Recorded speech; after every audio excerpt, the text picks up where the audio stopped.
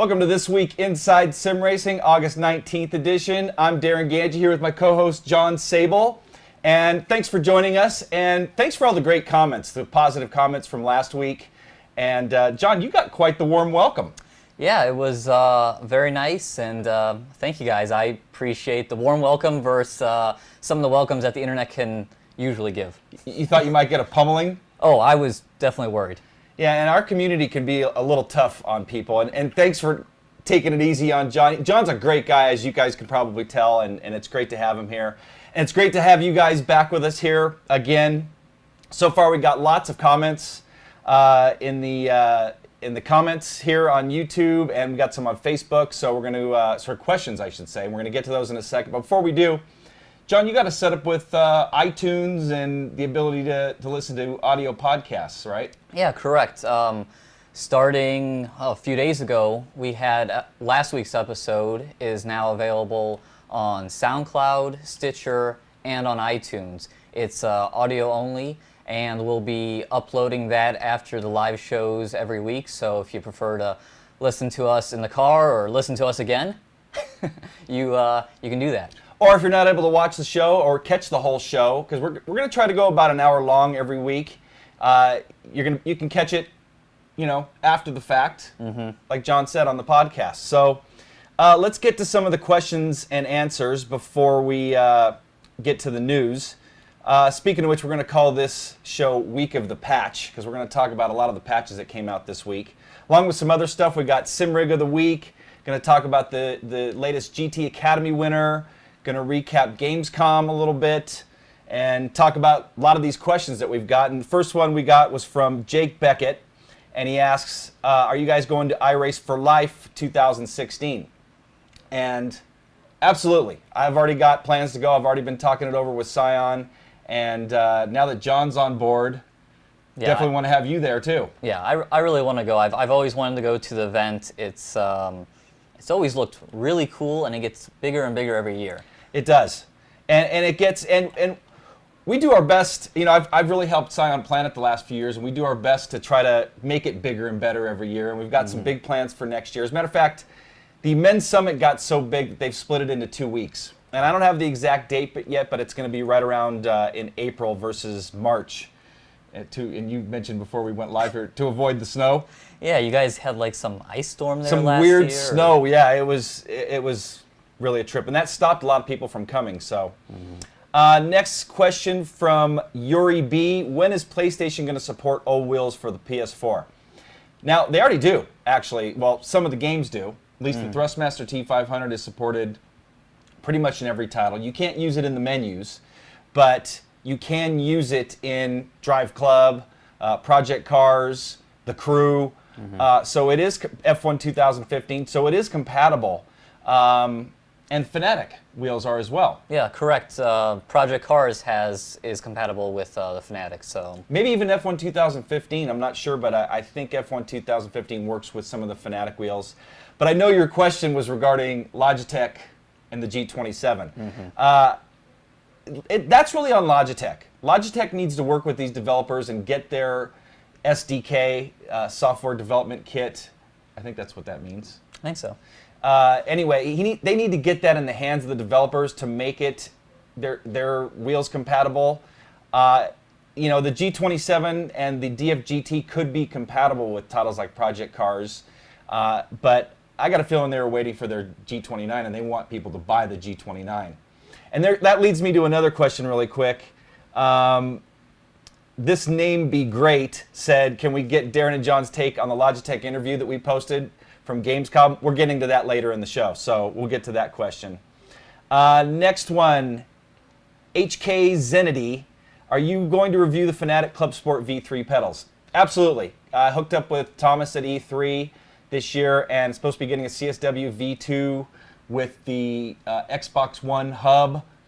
Actually, it's going to be a Forza branded rim that he's supposed to be sending us, along with the Club Sport V3. So I'm really looking forward to testing that whole package out with Forza 6. Speaking of Forza 6, heard from my contact today, and we're on the list. So we'll be getting it most likely pre-release I'm sure with all the rest of the media. And last year we could only stream on Twitch, and I wasn't set up to do that live. You're only allowed to. You could do as much coverage as you wanted once they lifted the embargo, but you could only do it on Twitch. Really? I was not allowed to do anything on YouTube. So. Huh. I wonder why they. I think Microsoft's got a deal with Twitch. So that makes we'll sense. see what happens, but coverage on that's going to be coming soon. And speaking of Forza Motorsport 6, Craig Capon. Hey, Craig, how's it going? A good buddy of mine lives in Oregon here that's a fan of the show, and I talk to him off and on. By the way, sorry, Craig, I never got your rig on the show. Maybe we'll get it on soon. But he asks, what do we think of Forza Motorsport 6 based on the information Turn 10 has released to date? John, why don't you take that? I'm really looking forward to it. I only have a little bit of experience with Forza 5, and that was only over the last couple of weeks since I got in here. Right. But everything they've announced sounds really good. So I'm looking forward to it. I am too. I'm really, and I tried it briefly at E3, and those puddles are just insane. We talked a little bit about it last week, but definitely looking forward to covering Forza Motorsport 6. Next one, another one from This Name Be Great. Can Darin and John tell us what sims they've been playing this week? John, you go first. Yeah, this week played some GameStop Car Extreme. Had the go-karts fired up because I hadn't done it in probably 3 or 4 weeks now, and I just missed doing it. So fired that up. Those were fun. Yeah, it's a good time. Did some Assetto Corsa. We did. You'll see a little bit later. We had our video that we released yesterday, our test drive, and before that, jumped in and did a little bit of driving. I mean, in fact, it was the first time I had Assetto Corsa running on my system in a couple weeks. I had a bit of a snafu, you could say, where it wasn't loading. Yeah, I think we found the fix to that too. Yeah, for some reason my screen dimensions got changed, and so I'd go and the game would say it was loading, and then it would kick me back out to the menu. So we think we got that fixed. Yep. But it fixed itself on its own on my system. So did a little bit of running in that, and then done a little bit of iRacing here and there, just jumping on kind of some random tracks. Yep. And me, I tried the carts that he had booted up on GameStop Car. He wanted me to check it out, and I did. I got R Factor 2 booted up this week, and man, it had been a long time since I tried it. I didn't know they changed the UI. I hadn't been keeping up with R Factor 2 news. I'd been just wrapped up in other stuff, but checked out the new UI, tried the carts at Atlanta Motorsport Park with the AccuForce wheel, and man, that was a handful. I really need to get it dialed in, but tried that. I tried the Renault Formula 3. That's what it is, right? Formula 3 car? 3.5. That's what it is, 3.5. Yeah, I tried that car, but that was a lot of fun. And also did a little bit of iRacing and Assetto Corsa with the test drive. That's the first time and we had that same problem on this system that we did the test drive on. It had reset the resolution to 640 by 480, and it wouldn't boot every time it was going into the game. So if it starts to boot, if you have this problem with the Assetto Corsa, say after a patch, and it's trying to boot and it doesn't, make sure your resolution settings are correct. Yeah.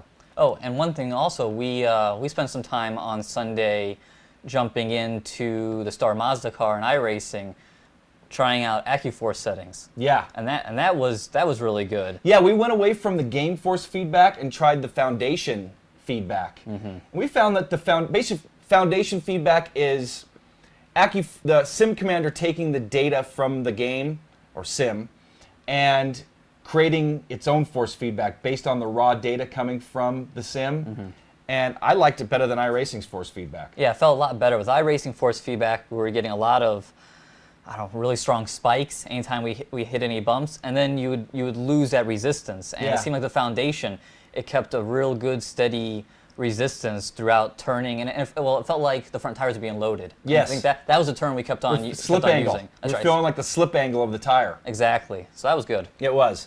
By the way, I see a lot of questions coming in, and try to hold these towards the end of the show. We're going to answer. We have a few more questions that we're going to answer here, and then we're going to get to news items.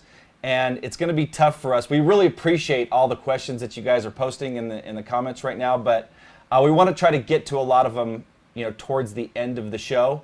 So, anyway, hold your comments if you can, and again, we'll try to sort through them when we're done. A couple more questions here, and then we're going to get to the news. Thoughts on Intel's RealSense camera? Is it good? Is it a good balance between triple screens and HMDs? Honestly, I never even heard of it until I saw this post. I haven't either. I'm assuming it's like an Oculus Rift. Yeah, and out there in the VR world, I know Steam's working on a headset that I guess has some sensors out there in your room. That's supposed to be pretty good, but I haven't heard of this Intel one yet. I haven't either. So, and he's asking, is it a good balance between triple screens and head-mounted displays? I'll have to go find out. Yeah, we'll find out. I definitely want to know. Have either of us played the new force feedback setting on Project Cars after the patch 3.0, which we're going to talk about it in the news as well. Remember, this is the week of the patch. No, we haven't tried it yet, but I'm really anxious to now after I read all that. Yeah, it was, I mean, even for this week's test drive, it was a toss-up. Are we going to do Assetto Corsa and check out that newer content, or check out the new patch for Project Cars? And we ended up going the Assetto Corsa way, so I'm sure you'll be seeing Project Cars pretty soon on a test drive. For sure. Next question, thoughts on which rigs might be suitable for mounting the AccuForce Pro or other direct drive wheels, except Frankenrig, that's my rig, which is now more of the JCL 2B Faster. How about the GT Omega Pro? You've seen that state. Yeah, I think the GT Omega Pro would hold up to it. What do you think? You have the Ozone. You think the Ozone would hold up? I think so. I mean, it would definitely, there would definitely be some movement in there, especially with the triple screen setup I have. You know, that always kind of throws things off balance-wise. But I think it would do okay. I think it would too. A Butto Revolution would probably be a great rig for it. The R-Seat RS1 would be a great rig. I don't know about the GT Ultimate. I don't know if that wheel deck could withstand it. Maybe on some of the lower settings, but like when we were just talking about when we got it, like when I was driving the kart, man, I don't know. What about the Art rig? You think that thing would hold up? The GT, we talked about that rig last week, and we got a review coming soon. You know, I think it would. That it seems pretty solid. So yeah, there's quite a few rigs that would hold up. The Deathmobile that we made ourselves, that would hold up. The Ricmotech RS1, anything I'd say wood-based that's got a good solid construction, that would work really well. And then the last question, until we get to the end of the show, we'll answer some more. Do you guys think more games should support mods? As of lately, the quality of mods are looking. That's kind of jumbled. Are looking outstanding. So Assetto Corsa, R Factor 2, GameStop car. I thought Project Cars was going to support modding. Doesn't seem like they're going that way. Yeah, so I don't know about that. I'd love to see like iRacing and some other titles support it. Maybe not an official series, but you know, open up, have a development kit to make mods there. So yeah, I would love to see it in more titles. I mean, honestly, there's a few. You know, I'd say more than half of the Sims on the market right now support it. Yeah, there are a lot of avenues to go down, and it seems like Assetto Corsa's kind of taking the lead in terms of modding. R Factor 2 certainly does, and we've seen some of the more prominent teams like the Indy Racers. They've gone where they're developing for R Factor 2 and for Assetto Corsa. So that's good to see. Yeah, and you know, R Factor 2 was developed, and obviously R Factor.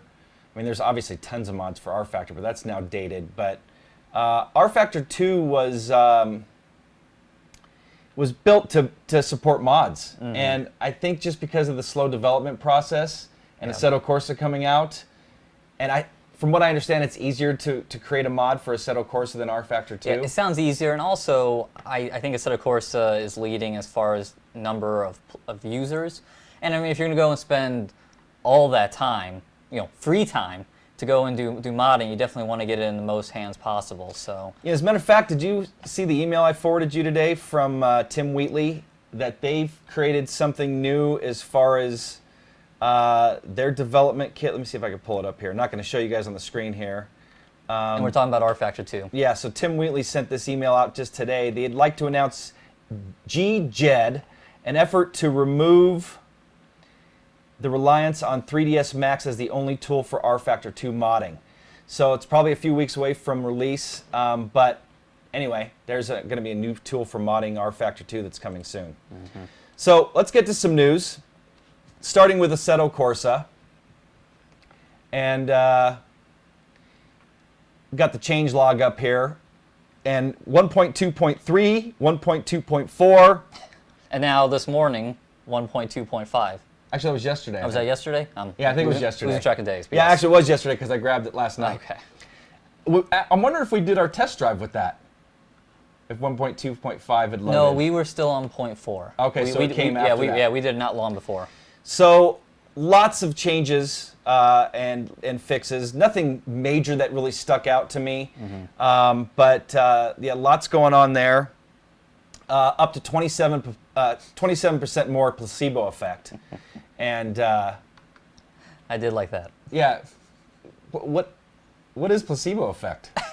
I just feel good. Anytime you see those updates, you're like, my game's getting better. Yeah, so hopefully you guys are enjoying that 27% placebo effect. I will say they did do quite a few updates geared towards the car we actually drove the other day, the GTR, with updating the four-wheel drive and ABS, and I think they added the active differential to the GTR post its release. Because I hadn't driven it post the 1.2 build, but people were saying that it didn't feel great. But I mean, overall, I thought it was okay. Yeah, I like the feel of that. Speaking of which, let's bring up that test drive from yesterday, which I made a fool out of myself. And so even though I won that test drive competition from yesterday, you definitely outdrove me. You actually got to the front of the race. I didn't. And if it wasn't for that late, I mean, you only had about 3 or 4 corners to go. Yeah, no, I mean, I did run it off the course, and then the AI showing no mercy. Yeah. Which was something, and I mean, we should talk about AI. I mean, back a handful of months ago, doing what we did a test drive against the AI on Assetto Corsa would have been nearly impossible, in my opinion. The first turn pile-ups, or pretty much parking lots, were just ridiculous. So I'm glad that they've made some improvements. With that said, we saw like my incident where I ran off course, and instead of the second place car moving over and just passing me for the lead, they held their standard line and ran me off the track, which was something that we noticed in even a little bit of the time we've spent playing Dirt Rally. Those cars were pretty good at having spatial awareness. Situational awareness, yeah, absolutely. And yeah. I don't think that would have happened there. No, I agree. But on a positive note, that probably would not have been playable with the old AI. So they've definitely made some improvements. Yes. Another thing from yesterday's changelog, they fixed extremely high level of graining and blister at low speeds. And speaking of which, yesterday, they also came out with a screenshot of the Glickenhaus SCG-003 that's going to be coming soon. And I think I saw in Virtual R that they're saying, oh, this is the first look at the SCG-003. Well, actually, maybe you guys didn't notice, but I drove the SCG-003 at E3 back in June, and I didn't really make a big deal out of it, but this is me driving that car. Aristoteles had shown me, check out the Glickenhaus. So here's some footage of me driving that car. Is there any takeaways you remember from it, or is it hard to tell when you're in that environment? It is hard to tell. I couldn't hear anything. I think there was a set of headphones and I didn't even have them on. And I'm driving Monza here. So it was, I remember the car having a lot of horsepower. And I remember being fun to drive, but again, I didn't, and I was talking to the guys at the same time, so I didn't really, hear what was going on. But yeah, it was a lot of fun, and so anyway, there's a little teaser for the SCG-003. So next up, Project Cars 3.0. Man, this was a huge update. It was. That changelog took up about 5 pages on our blog. Yeah, they updated a lot, which is, I mean, I don't know, it becomes into the question, it's good that they're updating things, but why is there so much updates? I mean, a lot of this is fixes to individual cars and tracks. Yeah. Yeah, and considering how much time they spent and how many times this title was delayed, it kind of surprised me to see all these, these bug fixes. Some of it's understandable because you're really not going to know until they get it in the hands of millions, which is, as far as I understand, there's been, a couple million people have bought this title. So some of the things they've done, the leaderboards reset due to a new cut track detection system. Players can get away with driving off track and gain time by doing so. There's lots of enhancements to a variety of the features. One of the ones that stuck out the most is the new force feedback. And then the new force feedback calibration screen, which now features a multiple force feedback profile selection system whereby the user can select a base force feedback that suits personal preference and then tweak it further as desired. So considering how many things there were to adjust in Project Cars, it's great to see that it looks like they've simplified it a little bit. You haven't really got that far into Project Cars, have you? I haven't, and to be honest, one thing, and I saw someone mention in a chat here, there's still no triple screen support, but my biggest issue on my system is I'm having a real tough time just running it, which, we showed my system last week.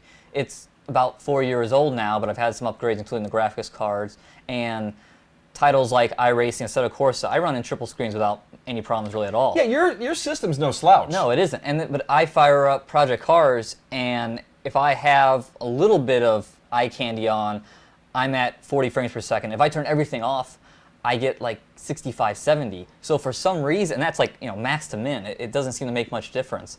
So that's been kind of frustrating to me, where I think I've played it more over on the Xbox One. Whereas that's just a plug and play. Where it's just plug and play and it works. Yeah, and I think that goes back to the too many settings, like on the force feedback. It's like that with the graphics settings, and it's like that a lot of times on the PC, where and then you've got your NVIDIA graphics cards and your AMD graphics cards, and getting them, dialed in or optimized, per sim or per title. It could take a lot of time. It does. And honestly, I get frustrated with it. To where I don't want to spend. I could spend 5 hours getting things dialed in on one particular title, and then an update comes out. Yeah. And you start over. Yeah, and so anyway, that could be the case with John. I was honestly having a similar situation. Actually, we just showed some footage of me driving it on with the AccuForce, and for the most part, it ran pretty good. And I'm running a 780 Ti on my system with an i5, fairly newer system. But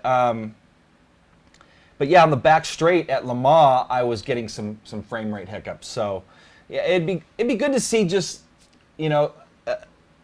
like a preset for NVIDIA cards, maybe 700 series cards, 900 series cards, and then tweak a little bit from there. Or it'd be great to see some developers, recommended settings, because it could just be a lot of work getting stuff dialed in. So anyway, finishing up with Project Cars, again, I think, many delays and still all these tweaks. And on the other hand, it's great to see that they're not just letting it go. I mean, they've announced Project Cars 2.0 or 2 coming, because this is 3.0, but they're working on Project Cars version 2. And it's great to see that they just haven't put this aside and, not supported it. Exactly. And I got a feeling, based on the amount of tweaks we've seen and fixes, that there's going to be more. Yeah. So in the week of the patch theme, we've got another one to talk about. F1 2015 came out with a patch for the PC and the PS4, and we've got that change log up. Mostly that's for the PS4, what we're looking at here on the screen. Yeah, that was PS4. The PC just had a few things. I think they'd already updated. Yeah. So I think you posed the question right on this blog here, too little, too late. And we've got some people from Facebook that answered that. Dylan Angel, yeah, F1 2015 is dead. But then some other people followed up. One of them was Craig Capon. I just mentioned him. And he said, I thought so too, but I gave it one last chance after the latest patch. I'm running it on my gaming PC with my 32-inch HD TV with all graphics on Ultra. He set up his T300 RS using direct input. blah, blah, blah. It feels good. I'm back to having tons of fun with the game, and it looks and feels great. So there's one comment. And then there's two more that are positives. Yeah, I'm loving it on the PS4 as well.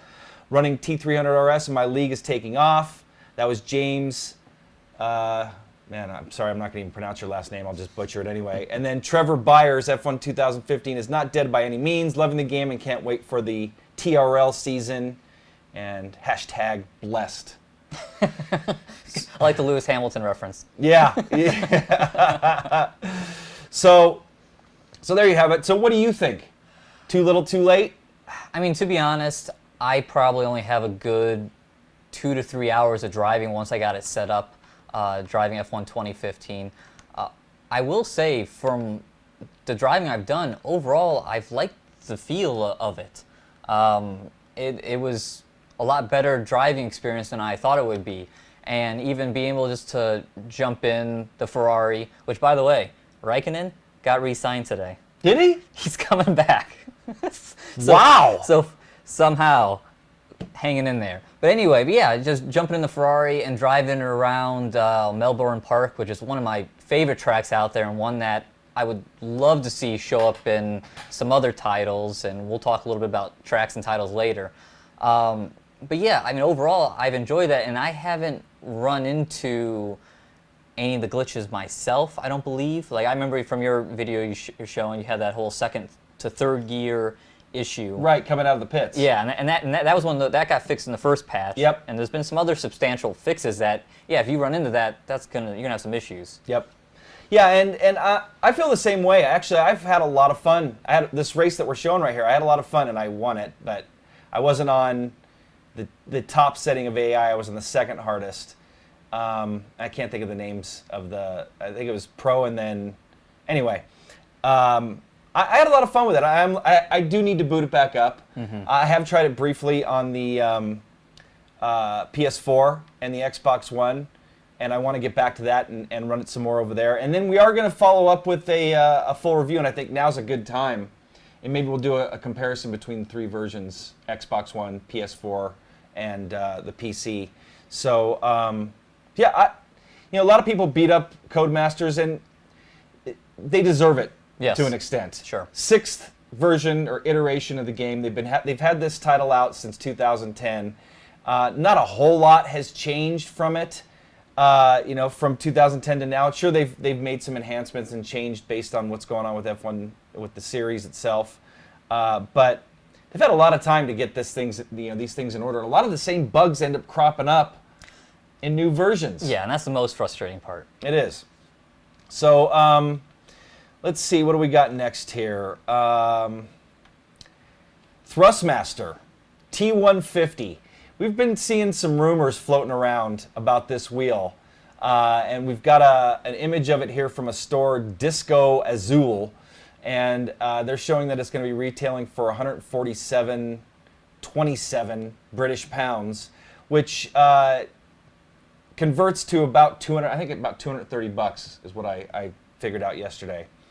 I have not heard official word from Thrustmaster on this, and I've got a great relationship with them, and hopefully we'll hear about it soon. But from what I understand, 900 degrees of rotation. Actually, I'm not going to even say anything else about it because I need to get the information direct from Thrustmaster. Sure. And I'm sure I'll be getting one here to test. Mm-hmm. We'll be getting one here to test. So. Anyway, thought we'd show that to you guys if you haven't seen it yet. Guy posted that. As a matter of fact, Clevohead in our forums posted that, and I'd like to thank him for sharing it. And speaking of Clevohead, he actually hit me up about a week or so ago. He's a moderator over at Race on Oz. So it's RACEONOZ.com. It's a racing series or league based in Australia. I think, Australia, New Zealand. Mm-hmm. And they run Gran Turismo, Assetto Corsa, and Project Cars coming up. And he had told me that the most recent GT Academy winner was an Australian. Yep. And somebody that was a regular at Race on Oz. Mm-hmm. Race on Oz. I don't know how they pronounce it, but anyway, seems like a great league, by the way. But yeah, Matt Simons. We'd like to congratulate him on the on winning the latest GT Academy. Here we have some images of him. Actually, I watched that last race last night. He was in that yellow car that we're seeing here. And he had a great run through about halfway point of the race. And ran the fastest lap.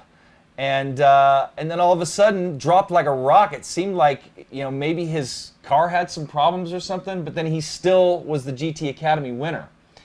He must have done really well. And I looked for the other episodes, and I couldn't find them. Yeah, I feel like they've been hit and miss over the years sometimes. And I know, and this is the international group, which doesn't seem to quite get as much televised love as the European group does. So speaking of international group, you did a little more reading about this, knowing that we were going to talk about this. And again, congratulations, Matt, on your win. And actually, finishing off what I was going to say real quick was he must have won a bunch of competitions throughout. I think they're like given points or graded, as the series progresses. But so this was an international deal, and then you read some stuff about this. What'd you find out? Yeah, GT Academy, they kind of change up the format every year. And this year, they divided it into a European Academy, an Asian Academy, and what they're called international. So this international group contained countries like the US, Australia, Mexico. I think there was a couple others like around the Middle East area. And I believe they brought 16 drivers in. And I even know, looking at that email, that 3 of the guys from Australia who went over to the UK was from that website. Yeah. Which, that's impressive. That is impressive. Like, clearly the talent goes there. So, that's how they did it. So it's Matt, right? Yeah, Matt Simons. So Matt's the winner of the international group. I don't believe they've ran the European or Asian tests or groups or whatever you like to call it yet. But once they do, the winners from those 2 different classes will join Matt, and they'll run the 24 Hours of Dubai in January of 2016. And then they'll run the whole block pain. Oh boy. Yeah, how's that pronounced? I knew I was going to butcher that. Someone help me out. I think it's Blancpain. I think it's block pain. I should know, I watched the races. But anyway, the block pain. You know what? No matter how we say it, we're going to get beat up for it. It's true. Yesterday we were beaten up for saying Nissan, which here in the States, we've known Nissan or Nissan. We've known it as Nissan since they transitioned from Datsun. Yeah. And that's how they advertise it and market it here. It's been Nissan forever. So anyway, it seems like we can never be right when it comes to pronunciation of certain words. We can't win. But anyway, Matt and the other winners will be running in that GT3 series all of next year in the Nissan GTR, which that's pretty awesome. I assume they'll be running an amateur class. They have an amateur and pro split class in that series. So they'll probably put them all in the amateur cars, and they'll get to run that, which is unbelievable. I mean, the GT Academy series is just fantastic. It is. Yeah, I got to meet Brian Heitkotter. He came and I did an interview with him and hung out with him after he won.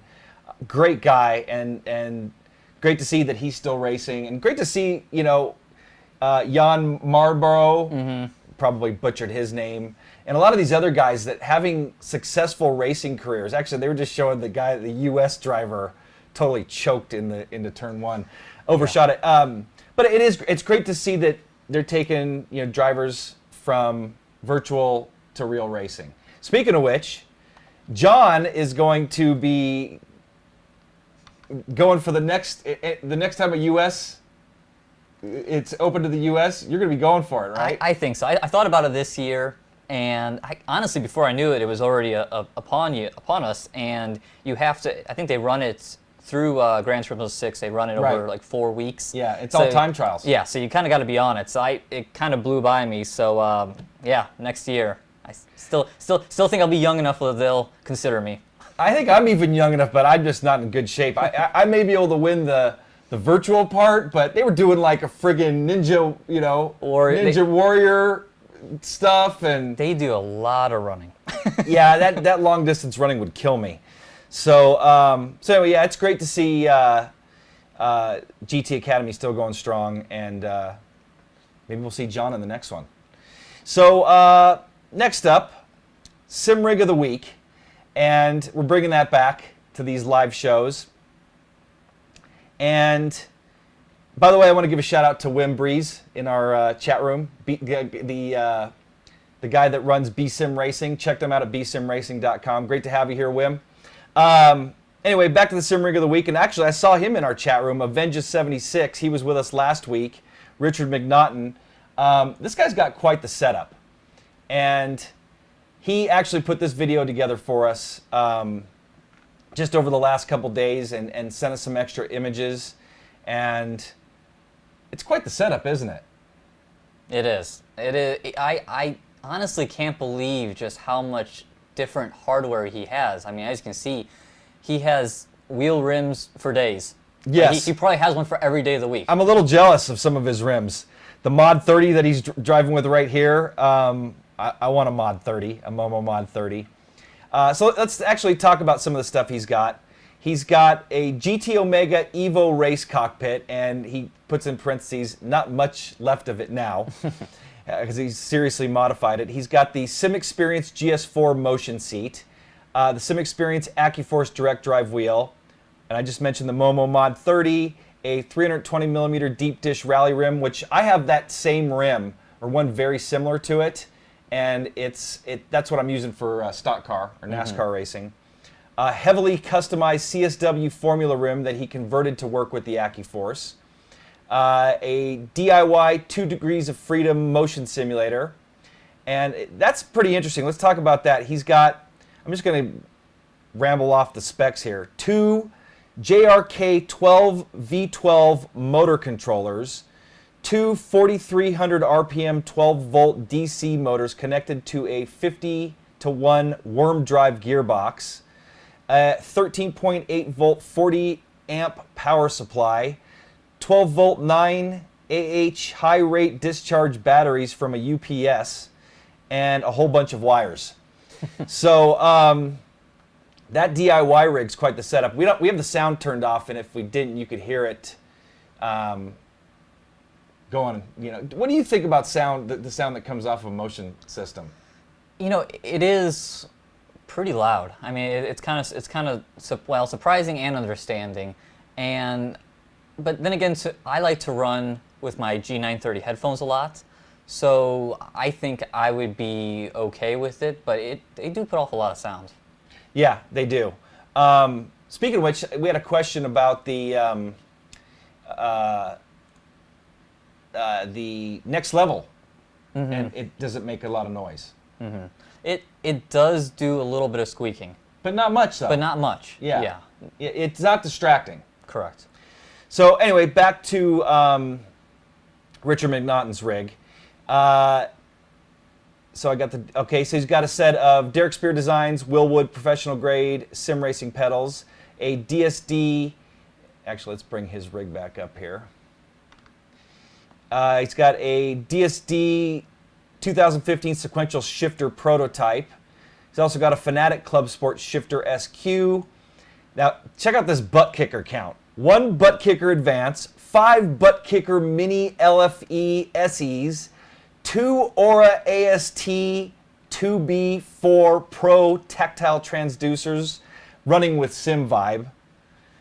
And then he's got 3 cool sound LX 2450 2x 450 watt RMS amplifiers, and then another butt kicker BA 300. I'm assuming that one's coming off the amp. He is shaking his freaking teeth out.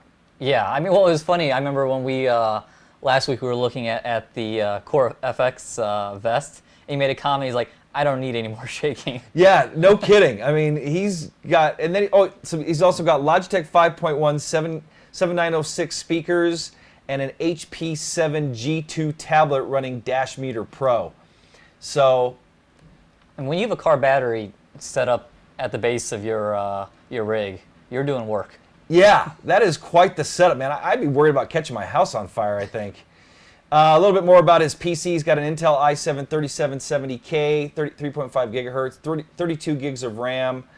He's running a NVIDIA GTX 980, 3 Asus 27-inch monitors, on a modified Obutto triple monitor stand angled at 60 degrees for a total of 180 degrees of horizontal FOV. I've heard some people doing that.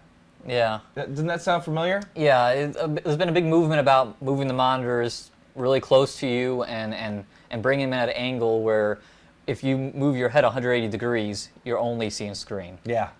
So, Richard, awesome setup, man, and thanks for sending it to us, sending us all the information, putting that together for us on such short notice. He had also sent me a list of his retired components. Man, Richard, use our buy-sell section, man. You can make a small fortune on your old equipment. He's got some really cool stuff that he's got on the shelf right now. And so anyway, again, Richard, thanks. I don't know if you're still in the... oh, yeah, you are. My motors are silent. It's just the rest of it that clatters around. So he posted a comment. That makes thanks sense. for joining us here live, Richard. And again, thanks for sharing your rig with us. It was awesome. And if you want to share your rig with us, get in touch with me, Darin at isrtv.com. We'd love to share it here on the show. And get in touch with me. And video is the best because you just saw Richard's and it really, it adds to what we're talking about. Mm-hmm. So, and Richard, why don't you get in touch with us, get in touch with me, and get me your address, and we'll send you out an Inside Sim Racing sticker. So, next up, Gamescom coverage. And we had 3 videos come out in the last week from Andreas Nee, and we'd like to thank him for attending Gamescom for us again and getting us this footage. And first up, we've got just some footage of the Thrustmaster interview with Eric Minjimba, who's my contact, by the way. Great guy, and has been great to us, and love working with Eric. And Andreas got to interview him, and showed us the 599 XX wheel, and that was a great interview. I think that was... Oh, he talked about the... is there going to be the T300? That's right. He... Yeah, Andreas kind of just snuck it in there. So he's like, okay, yeah, so for the PlayStation 4, right? Going to see the T300. And it was a bit of backpedaling going on from Eric. You can kind of tell that something's going to be coming. Yeah. And I'd be really surprised if it didn't come. So next up, we've got some Racecraft footage. Mm-hmm. And Andreas met up with Antonio Moro and talked about this title that's coming soon by Vevictus. They did, what was it? Something Victory? Victory Age of Racing? Yeah. Something like that. Yeah. So anyway, you're be able to create tracks, unlimited tracks. So it's like a true sandbox title. And something that we found during this interview was kind of funky. And let's see if it comes up here in the footage. Yeah, here we go. Here's some footage. Something about this track design, and the first one that mentions what we see in this track design, we'll send you a sticker. But go ahead and mention it here in the live comments. And the first guy I see, we'll send you out a sticker. But does something seem a little odd about that track design? I know you're the one that pointed it out to me, John. Yeah, I mean, I was editing the video, and it's like, what does that look like? Yeah. So I haven't seen a comment yet, but we'll move on and then we'll get back to that. But anyway, so yeah, that's going to be coming soon. We'll try to get our hands on a copy of it, check it out, and see what it's all about. He said that we need to put up a correction too. Antonio mentioned that they had worked with Kunos, with Stefano Casilio, and we had posted in our blog that it might have had Assetto Corsa physics, and that's not the case. I guess he advised for them, gave them some information, or I don't know, but so. Anyway, it is not Assetto Corsa physics. And again, they consulted with Kunos, Stefano. Oh, by the way, here's the track that we were... Oh, this is the track. Actually, forget that first one. This is the track that looked funky. Some people said it looks like Monza or Imola. Yeah, you guys are right. No, this one is the track that we were talking about. So look at the symbol up on the left, and just what does that track design look like to you guys? It just kind of has a funky design. So anyway, now let's move on to the next one, and this is going to be a follow-up to a question that we saw early about what do we think about that Logitech interview. And so Andreas caught up with Vincent Tucker, I think his name was. Correct. And so he's with Logitech. And one of the answers, we actually, somebody got it right. Two people have got it right. And actually we've got moderation settings. Yeah, people are really coming in with the I mean, with the answers. To be fair, it's a two-prong. There's two elements to it. Yeah. Yeah, it's quite the package. Yes. I honestly hope that was an inside joke at the studio. I hope so too. So Yuri B, you're the first one to guess it, that it looked like something that we really can't discuss here. Actually, I'll just say the not dirty word. It looks like a penis. So anyway, back to Logitech. So we got this review rolling here, or this interview. So Andreas really asked some tough questions. Oh, he did a fantastic job. He did. He asked a lot of the questions that a lot of people are talking about. And, man, I honestly feel sorry for Vincent Tucker. Yeah, I mean, he definitely had to be the face of the organization there. Yeah. And take some really hard questions. So...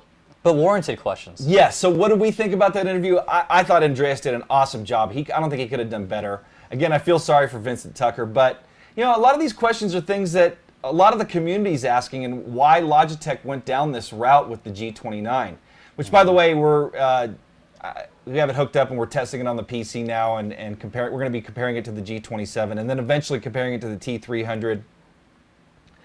But I don't know. I think a lot of it was marketing spiel from Vincent, and it really wasn't the true story. We know those wheels could have been, developed for on the PS4. Sure, they're not going to be compatible in the PlayStation 4 menus, but they could have made them compatible in game. I mean, Thrustmaster and Fanatic's done it. There's no reason why Logitech couldn't have, and they obviously did it to get you guys to buy the G29. Yeah, no, I think, he used the broken experience comment a lot, and, as we said watching it back, what was broken? You have the D-pad on the shifter in the G27, you can go through all the menus and whatnot, you don't have a PlayStation button, but... Hold on, I'm sorry. Read through comments? Yeah, I'm going back to the comments. We're talking back to the track. Franks and Beans. Track phallic, and then we got he should call it Erection Raceway. Oh man, so many comments. Yeah, that was great. Why are we so far behind on videos? Hey man, we got a lot of content, William. We're trying to get to it the best we can. Yuri, yes. You do get a sticker. Yuri, email me at darin@isrtv.com and we'll send you out an Inside Sim Racing sticker for being the first one to answer what we thought that track looked like. We were surprised more people didn't catch it from the interview. One YouTube comment. One YouTuber saw that we thought it looked like that. Anyway, back to Logitech. Yeah, and there was a comment, when are we going to have more G29 coverage? We're working on it. Yeah, that's coming soon. The review's coming. Yeah, it's hooked up right behind this camera, as a matter of fact, and I was driving it yesterday. Drove it with the Star Mazda in iRacing, and the trucks at Bristol, and the shift lights weren't compatible, but we'd read, I think David Tucker had posted in the iRacing forums that's going to be in the next build. Yes, they're working on it. I saw... Wim's comment? Wim, I love your comment, man. somebody just asked, is it compatible with Project Cars? Yeah, I saw there was a guy, Unicorn Reviews. That's right. He was running with Project Cars. Shift lights worked on the PC with Project Cars, so we're going to be checking it out with that. Assetto Corsa, bunch of different titles. I'm actually going to try to boot it up in PS3 mode with the Logitech G27 driver to see if it works in that mode, and maybe the shift lights work if it reads as a G27. Yeah, it'd also be nice if we get some of those settings from the G27. That was the next thing I was going to comment on. Go ahead, why don't you tell them? Well, when you had it fired up, you had the Logitech software, gaming software, whatever it's called, fired up. And usually with G27, you go in there and you can adjust your dead zone, overall force feedback, centering spring. What are some of the other ones? Is that kind of Damping, damper. Yeah, but with the G29, I don't know if you said overall force feedback. yeah. Degrees of rotation. Yeah. But in G29, you can only adjust degrees of rotation, right? That was the only setting. And then they have presets for Project Cars and Assetto Corsa, but I think those are just button mappings. So you don't have any adjustability on the software side of things. So everything's going to have to be in-game, which is going to be interesting. So anyway, let's get off Logitech. Don't want to beat them up too much. I got to say, though, about Logitech, out of all the, they make some quality, durable wheels. Yes. You had your T27, or you still have it. You had it for a long time. Yeah, no, I raced it for 4.5 years, and I didn't have a single issue. Yeah. So they definitely make durable products, and that's, we may not agree with what they've done marketing-wise, and I would have liked to have seen definitely some kind of upgrade. I prefer a belt-driven wheel. Yes. And not just because we're sponsored by Thrustmaster. Fanatic makes belt-driven wheels. I just like the feel of a belt-driven wheel over a gear-driven wheel. Mm-hmm. Gear-driven may be a little more reliable, but I like the force feedback, how it feels to a belt-driven. When you go back to gear-driven, it just kind of feels like you're going back, 10 years ago tech. Answer another question here. Roller chastity. Can you set up for different games like the G27 software? I think just button mapping. Again, you can't adjust any of the force feedback effects through the software, and maybe they're going to change that in the future. There's a way to update the firmware, which is new to Logitech wheels. But Henry Cousins, you're a huge fan. Thanks for watching. He wanted us to say his name. There's a shout out for you, buddy. All right, so let's see what else we got here. So I think that's actually, we're going to start wrapping things up here, and so we've got some stuff that's coming soon on the show. And we want to take some more questions. So if you got some questions for us as we wrap things up, please drop them in the comments box. If you posted a question and we didn't get to it already, post it now and we'll try to get to it right now. Anything else you want to talk about before we go? Oh, what about your track thing? Let's talk about that. Yeah, we're not done yet. We got John. John put together. How do you want to put it? I explain it as a 30,000 foot view of tracks in the sim racing industry, let's say. So there's always a lot of debate about, what titles have what tracks. Some people, more tracks are better. Other people is, well, a million, 3 or 4 other games have already done this track. Why are you doing it? So I decided to go and kind of put that into graphical form. So what I did was I compiled a track list for 8 simulators / let's call it simcades. It's in there. I had Assetto Corsa, Project Cars, iRacing, R-Factor 2, Gran Turismo 6, Forza 6 coming up since we saw the track list last week. Race Room, and one other one that we'll see once I pull the graphics up. So I compiled them, and I had a couple ground rules. First, I only compiled the real-world racing tracks, and then including some tracks, like in Project Cars, they have some real-world tracks that, because of licensing reasons, don't carry the correct name. So I included those. And anytime there's a track like a Silverstone that has multiple configurations, I only included that once. I even did the same thing with like Nürburgring. We have Nürburgring and the Nordschleife. I probably should have divided them up, but anyway, I counted them as one. And I didn't count any go-kart tracks, and also counted tracks that are coming up soon. Like iRacing, I counted Le Mans and the Nürburgring, since they're coming soon, and same thing with Race Room and Spa. So let's take a look at what I created here. Yeah, John put a lot of work into this. Sorry if I didn't seem like I was paying attention. I was grabbing some of your guys' comments. But yeah, let's check out this graph. R Factor 2, was that the other title? Yeah, I think I... Game Stock Car Extreme? Maybe I did name them all. But anyway, what we're seeing here is a graph of the number of tracks in these 8 different titles. And as you can see, iRacing has a pretty substantial lead at 69 tracks. Then again, it has been around the longest time. Then some other notables. Race Room looking pretty good at 20, I think it says 26 tracks. Screen's a little far away this week. We're working on that. Yeah, we're gonna have it closer next week. Project Cars at 24 tracks. Forza Motorsport 6 at 22. Assetto Corsa only at 10. GameStop Car 18. GT6 16. R Factor 2 at 8 tracks. So as you see, there is a pretty wide spread of tracks. Now, and you didn't include, I don't know if you said this already, and I apologize because I'm getting some more comments for us here.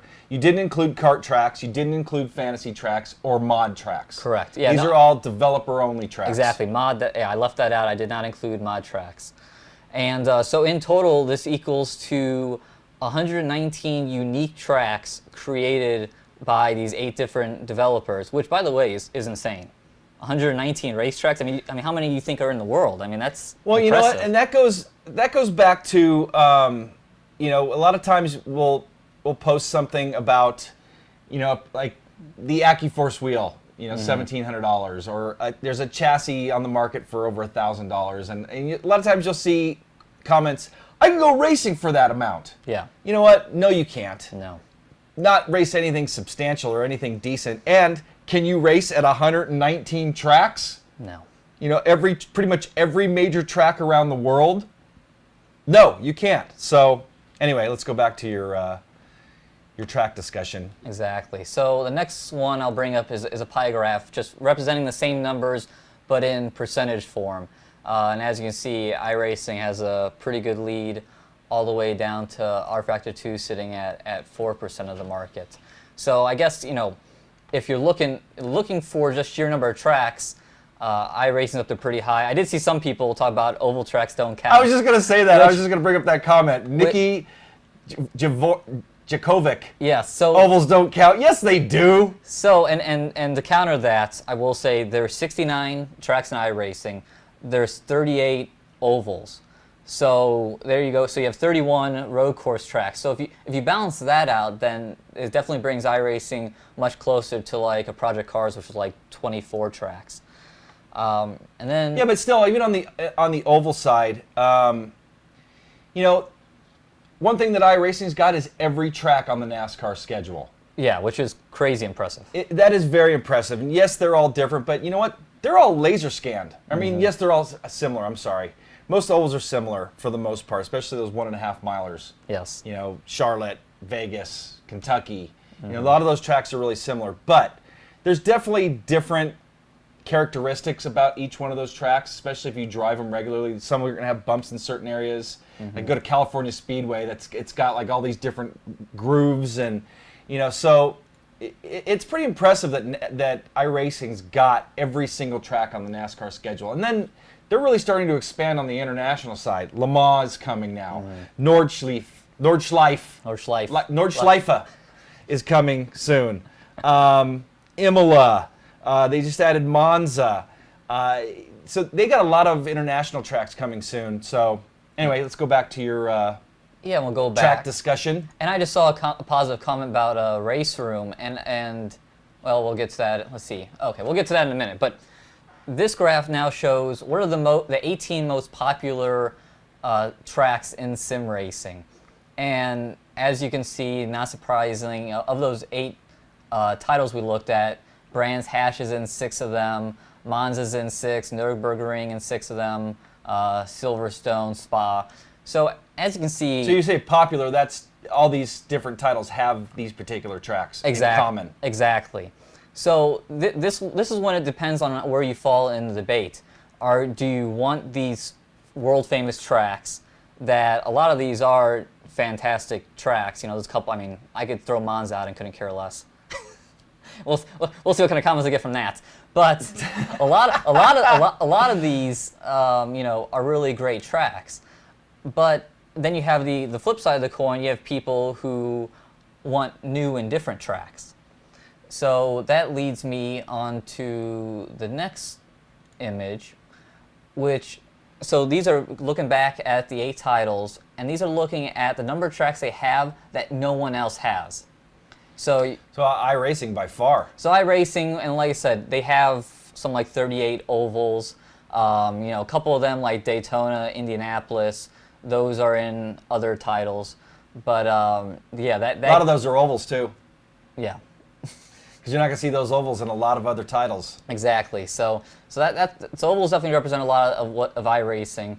A couple of notes. Game Stock Car, they have 18 tracks. 16 of them no one else has because they're heavy on Brazilian content. I mean, the only ones I found, and again, I mean, these numbers might not be perfect, especially some of those tracks I'm really not familiar with.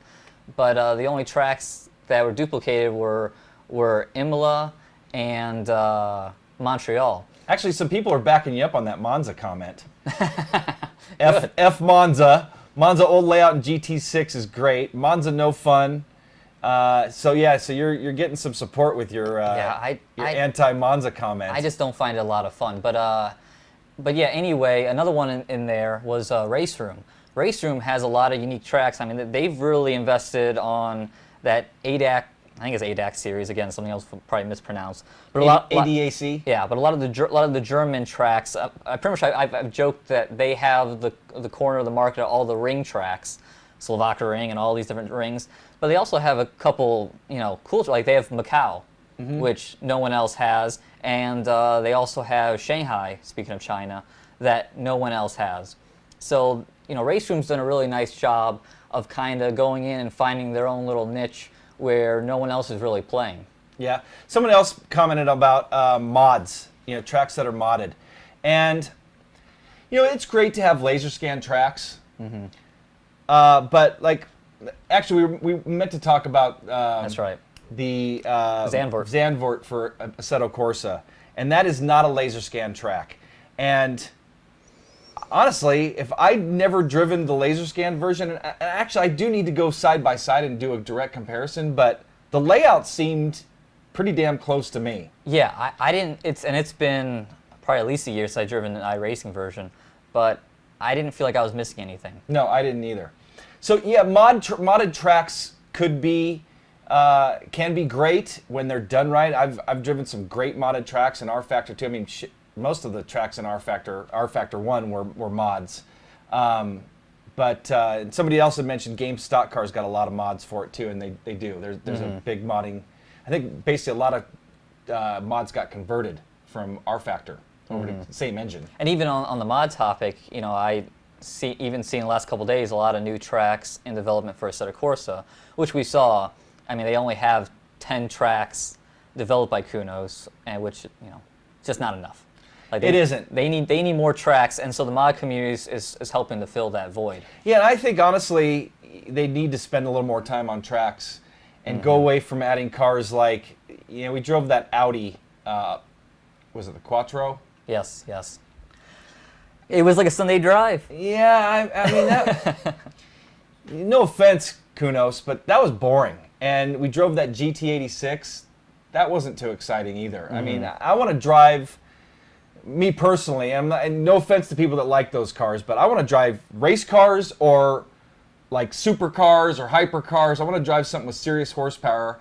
You know, even that GTR Nismo. Is it Nismo? Is it Nismo? Anyway, you know, that was fun to drive. That thing had a lot of horsepower. But I'd like to see them go away from just adding some of these generic cars. Especially the production cars. I mean, I'm like you. I mean, I'd be curious to know what people think, but I don't get a whole lot of joy driving production cars. Like I said, I did enjoy the GTR Nismo, but yeah, I want to drive race cars. You know, I do sim racing because I want to be a race car driver.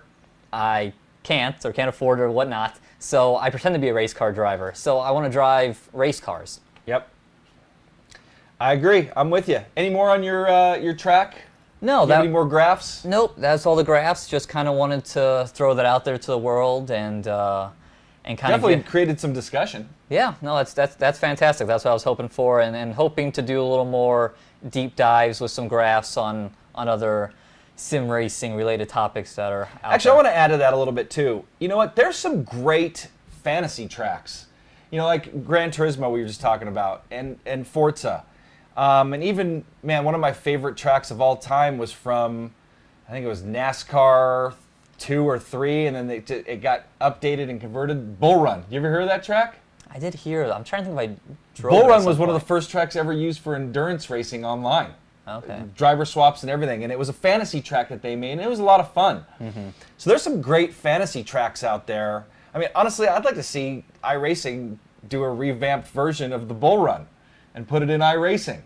You're looking at me like, what the heck are you talking about? I'm looking at you because right now I'm scrolling through the forums right now of mine's exploding. Yeah.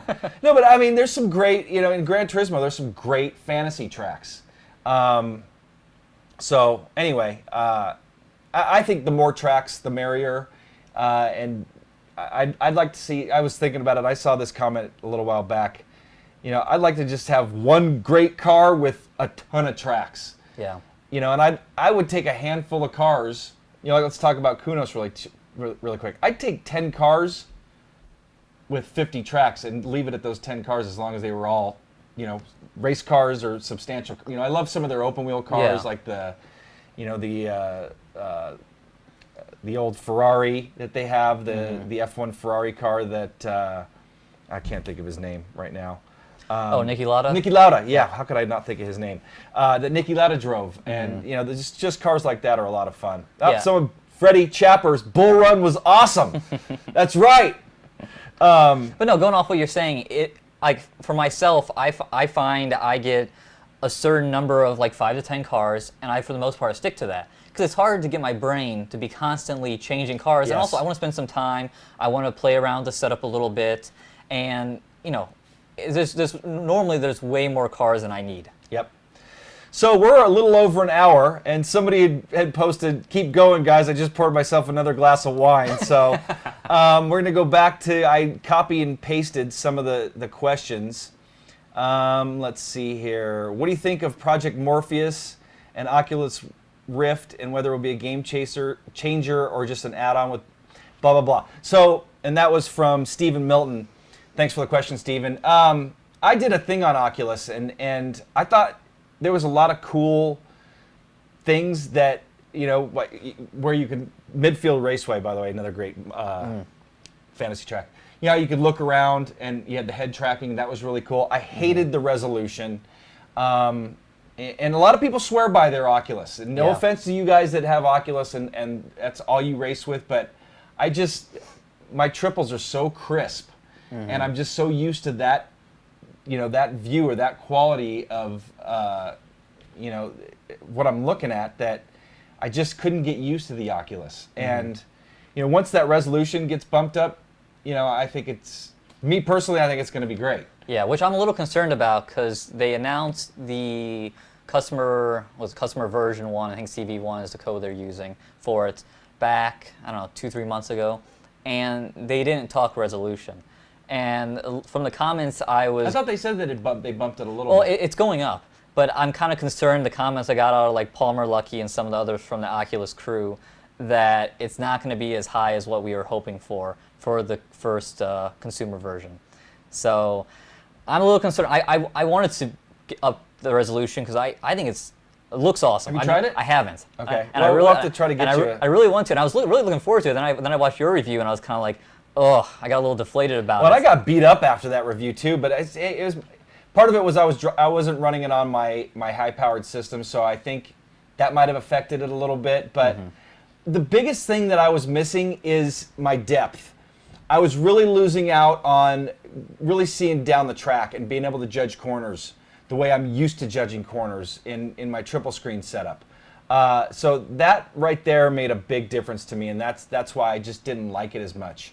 Again, if that resolution gets bumped up, I think it could be really cool. But for me, it's just, I think it is a game changer. But is it for me? Not right now. Yeah. Yeah. I would not trade my triple screen setup for a DK2. No friggin' way. Next question: who is your favorite F1 driver and why? Oh yeah, this last week, and I said Raikkonen, but one. Now is this current or past?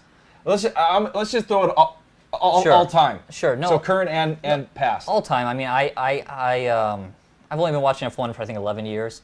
So for the most part, it's kind of the same crew. The guys who've gone away hasn't really been a loss. But one person that I didn't mention who I do really like Alonso. But I forgot about him because it's been a forgettable season with McLaren running as bad as they have been. He's never really been as good since that accident he had where he got hit in the head. Oh, that was Massa. Oh, Massa. I'm sorry. Yeah, that was Massa, not Alonso. Oh, Fernando Alonso. Yeah, he's definitely one of the best of all time. Even though he did have a bit of a crash leading up to the season that caused him to miss the first race, and still don't fully know what happened there. But anyway, I am glad that McLaren's looked a little better in the most recent rounds and scored some points. And I hope that engine gets better. I mean, that car is coming to iRacing, and I was hoping for this year. I kind of think, from what I've seen, it's going to get pushed out to next year. But it'd be nice if that isn't a dog.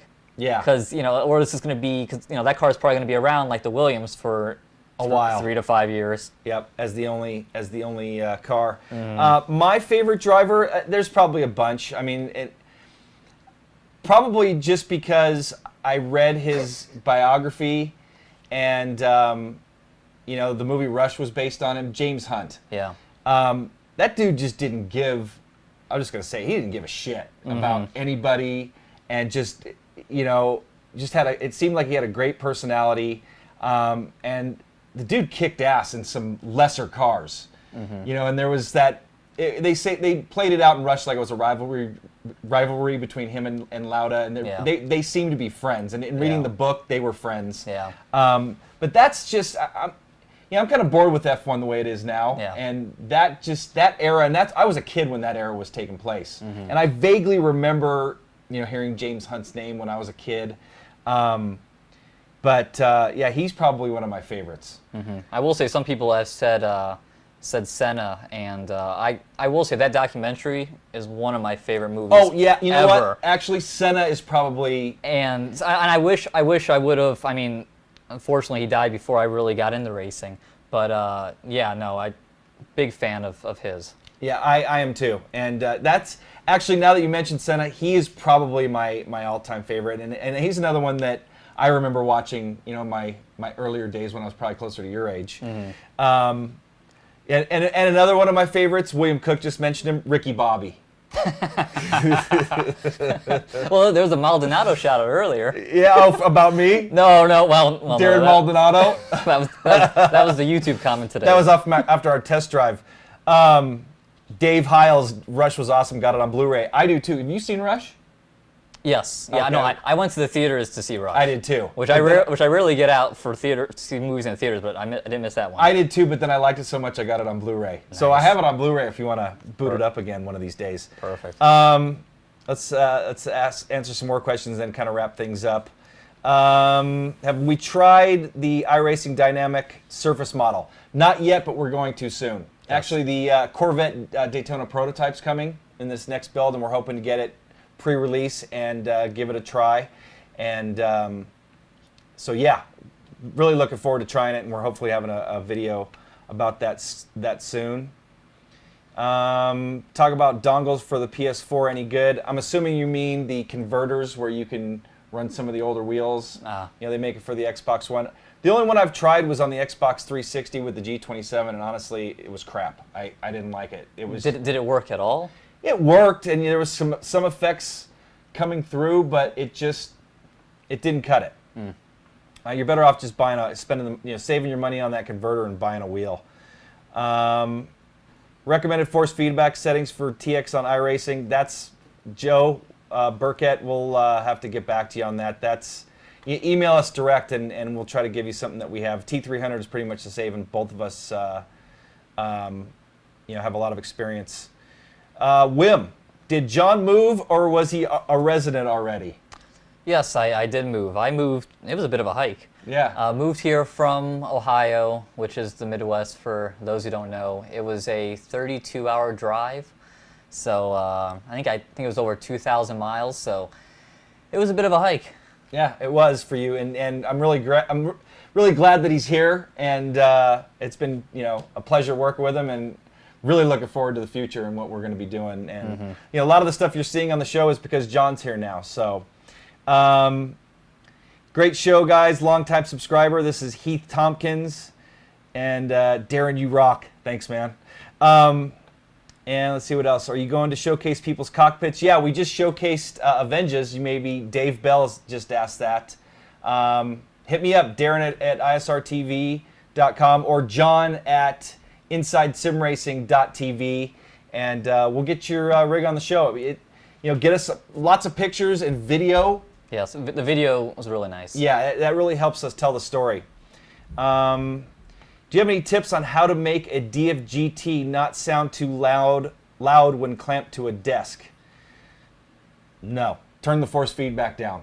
I mean, that's pretty much all you can do. It's a gear-driven wheel, and you're hearing the chattering of the gears. There's really nothing you can do to get away from that. That was 13 Limpy.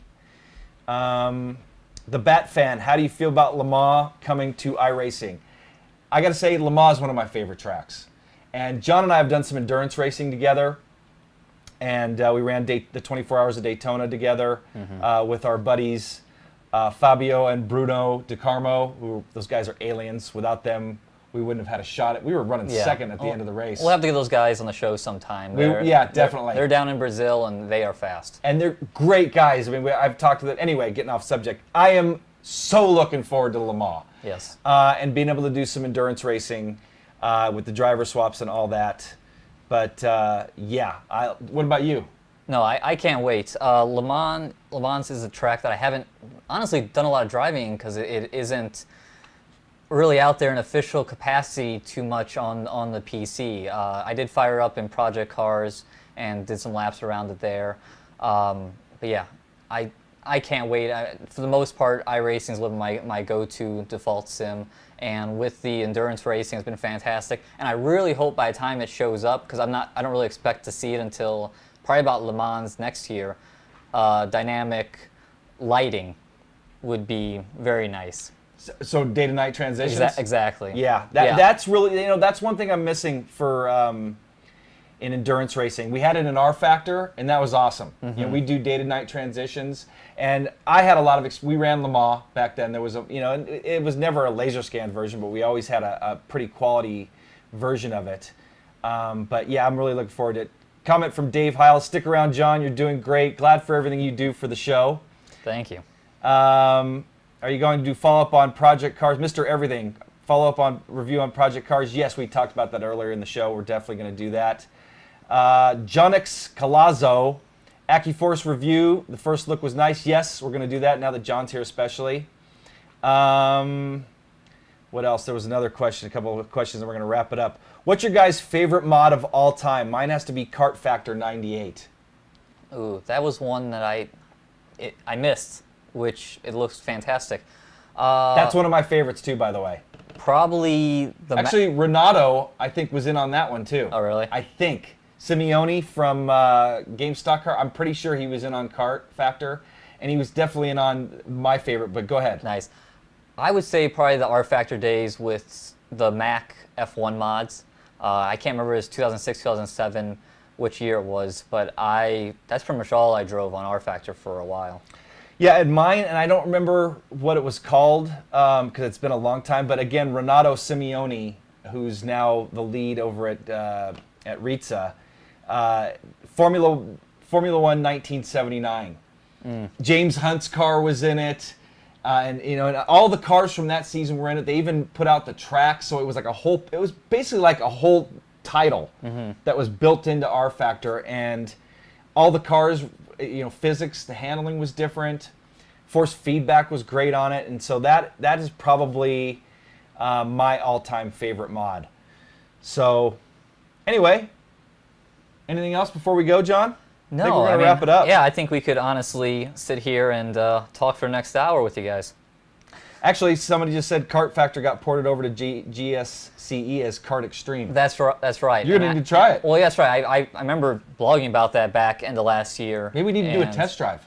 That would be a good one to test drive. I do really like GameStop Kart Extreme. I admit I was a little late to the show on that one, but I really like it. Yeah, me too. So anyway, that's going to wrap things up. Thank you so much for joining us. Thanks for all the great comments in the chat room. Hopefully you can join us next week, same time, 4 o'clock Pacific, 7 o'clock Eastern, and I believe it's 11 GMT. Yep. So, and again, we get more European viewers. We're going to try to back that up a little bit. So you guys, it's a little bit earlier for you guys, almost like a prime time, 8, 9 o'clock your time over there in Europe. But anyway, thank you guys for joining us. We got lots more coming in the next week. We're going to be doing that review of the G29. We've got that Corefx vest. What else we got? The next level motion simulator. We got to work on getting that out. And the art cockpit. We'll do another test drive next week. Yep. Hopefully you guys have enjoyed those test drives. Give us some some suggestions on the test drives, and see if we had anything else. All I know is this time we're gonna practice. Yeah, we're gonna practice so we don't look like total fools. So anyway, thanks so much for joining us. That's gonna wrap things up. We'll see you guys next week.